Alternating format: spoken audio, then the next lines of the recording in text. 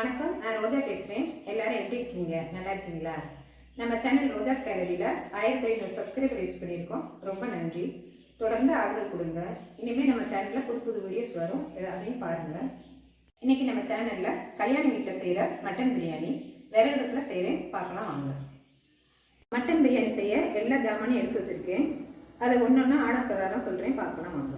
2 பெரிய வெங்காயம், பழுத்த தக்காளி 2, 3 பச்சை மிளகாய், கொஞ்சம் புதினா, கொத்தமல்லி, பூண்டு, இஞ்சி, 1 ஸ்பூன் தயிர், மிளகாத்தூள் 1 ஸ்பூன், உப்பு, மிளகு 1 ஸ்பூன், சீரகம் 1 ஸ்பூன், 3 ஏலக்காய், 1 ஸ்டார், 4 கிராம்பு, 1 பிரியாணி இலை, வர கொத்தமல்லி 1 ஸ்பூன், 2 பட்டை, 1/2 ஸ்பூன் சோம்பு, கொஞ்சம் பூ, 3 ஸ்பூன் நெய், 1/2 கிலோ பாஸ்மதி அரிசி எடுத்துருக்கோம். பிரியாணிக்கு பாஸ்மதி அரிசி நல்லாயிருக்கும். 1/2 கிலோ மட்டன் கடையிலேயே மட்டன் பிரியாணிக்குன்னு சொல்லி கொஞ்சம் ஸ்லைஸாக பெருசாக வெட்டி வாங்கிக்கிறணும். பிரியாணிக்கு நம்ம வீட்டிலே மசாலா அரைச்சிக்கலாம். 2 பட்டை, வரமல்லி, கிராம்பு, 1 ஸ்டாரு, 3 ஏலக்காய், சோம்பு, 2 பூ, 1 ஸ்பூன் சீரகம், 1 ஸ்பூன் மிளகு. கீழே மணல் போட்டு செங்கல் வச்சுருக்கோம். இதில் தான் நம்ம இன்றைக்கி பிரியாணி செய்ய போகிறோம்.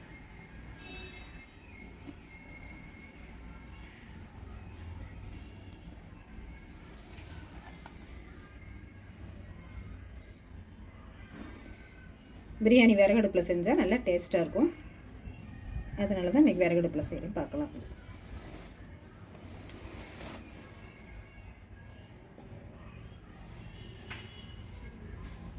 அடுப்பை பற்ற வைக்க கீழே அட்டை வச்சு சூடாக வச்சுருக்கேன். இதில் அடுப்பை பற்ற வச்சுக்கலாம்.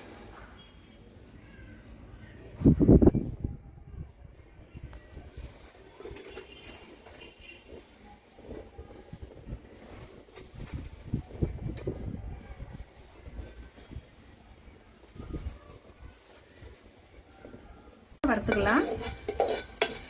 கொஞ்சம் பச்சை வாசனை போகிற வரைக்கும் மட்டும் லைட்டாக கலர் மாறிடக்கூடாது.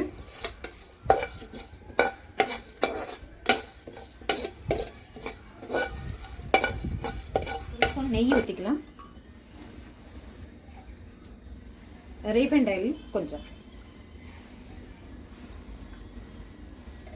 எண்ணெய் நல்லா காயட்டும். எண்ணெய் காஞ்சோன்னு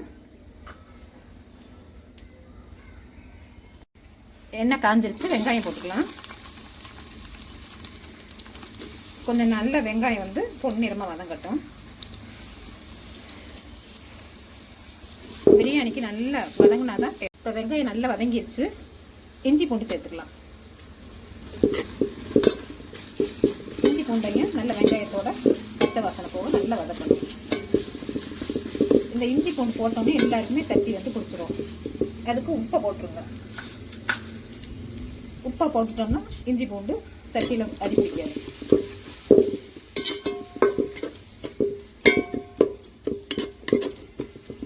இஞ்சி பூண்டு வெங்காயம் எல்லாம் நல்லா வதங்கிடுச்சு. இப்போ புதினாவை கொஞ்சம் சேர்த்துக்கலாம். அடுத்ததான் கொத்தமல்லி, 3 பச்சை மிளகாய். மிளகாத்தூள் காரத்தை விட பச்சை மிளகா தான் பிரியாணிக்கு டேஸ்ட் நல்லாயிருக்கும்.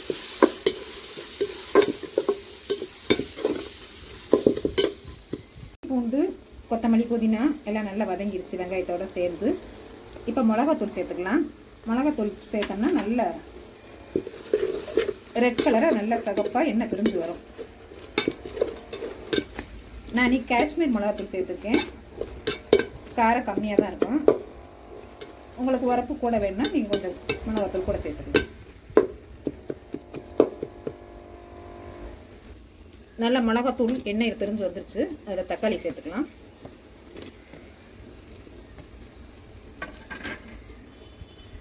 பிரியாணிக்கு இந்த தக்காளி வெங்காயம் எல்லாம் நல்லா வதக்குறதுல தான் இந்த டேஸ்ட்டே வேணும். பிரியாணி வீட்டிலே வறுத்து அரைச்ச அந்த பிரியாணி பொடியை சேர்த்துக்கலாம். ரொம்ப நைஸாக இல்லாமல் கொஞ்சம் குறவரப்பாக இருக்குங்க.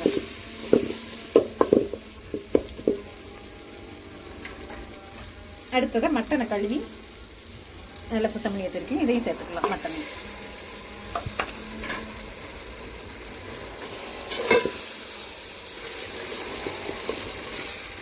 வதங்கிருக்கு. அதில் தயிரை சேர்த்துக்கலாம்.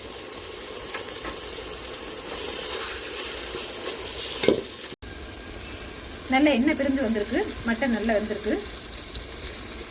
நல்லா வெந்திருக்கு பருப்பு.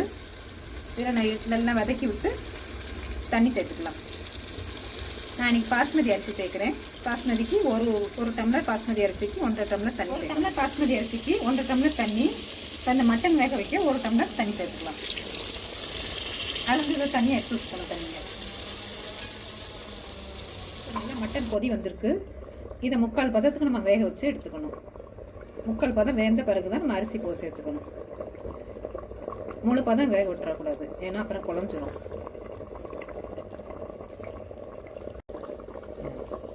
இதை இப்போ மூடி போட்டு வேக வச்சுக்குவோம். ஒரு 20 நிமிஷம் வேகட்டும்.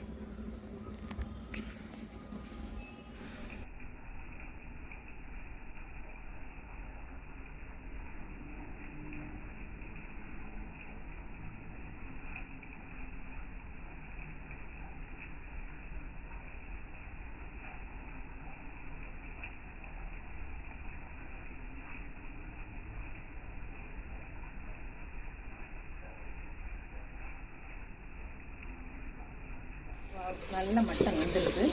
3/4 பதம் வந்துருச்சு. பாஸ்மதி அரிசியை 1/2 மணி நேரம் ஊற வச்சு நல்லா தண்ணியை வடித்து எடுத்து வச்சுருக்கேன். இந்த அரிசியை மட்டனில் சேர்த்துக்கலாம். முதல்ல மட்டன் வேக ஒரு டம்ளர் தண்ணி ஊற்றிக்கிட்டோம். மிச்ச தண்ணியை ஊற்றி இது நல்ல ஒரு கொதிச்சோன்னே தம் போட்டுக்கலாம். மட்டன் நல்லா 3/4 பதத்துக்கு வெந்திருக்கு.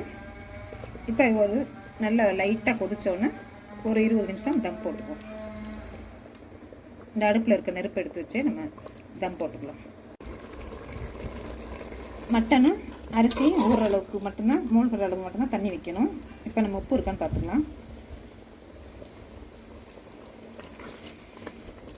கொஞ்சம் உப்பு கம்மியாக இருக்குது. லைட்டாக உப்பு சேர்த்துக்கலாம். ஒரு 20 நிமிஷம் தம்மில் வச்சுக்குவோம். அடுப்பு அனலை போனால் பிடிச்சிருவோம். வச்சுட்டு இதில் இருக்க அனலை கண்ணில் தூக்கி மேலே தட்டு மேலே ஒரு 20 நிமிஷம் தம் வச்சுக்குவோம்.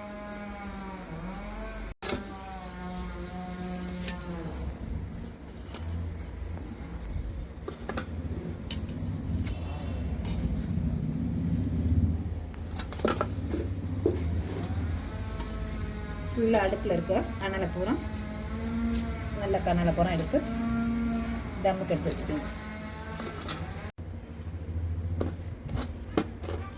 இது எல்லா பக்கமும் படுற மாதிரி இந்த கனலை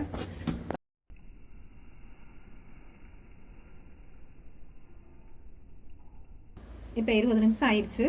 இப்போ இந்த தம்மை உடச்சு பார்ப்போம் பிரியாணி எப்படி வந்திருக்குன்னு பார்ப்போம்.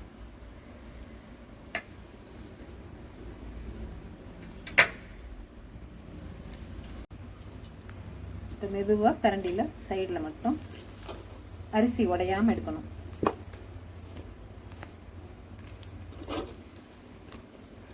நல்லா உதிரியாக தனித்தனியாக வந்திருக்கு. நம்ம எப்பவும் குக்கரில் வைக்கிற டேஸ்ட்டோட விறகுல இந்த மாதிரி இந்த பிரியாணி சரியாக வந்திருக்கு. 20 நிமிஷம் ஆயிடுச்சு. நல்லா குழையாமல் கரெக்டாக சரியான பதத்தில் வந்திருக்கு. நல்லா உதிரியாக வந்திருக்கு. மட்டன் பீசஸ் நல்லா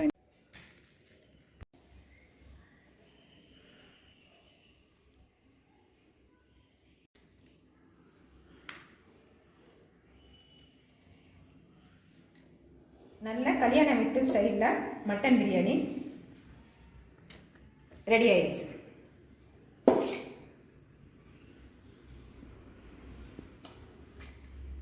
நல்லா உதிரியாக வந்திருக்கு கரெக்டாக. இன்றைக்கி நம்ம விறகடுப்புலேயே செஞ்ச மட்டன் பிரியாணி ரெடி ஆயிடுச்சு. நல்ல மணக்க சூப்பராக டேஸ்ட்டாக அட்டகாசமாக இருக்குது. எல்லோரும் வாங்க சாப்பிடலாம்.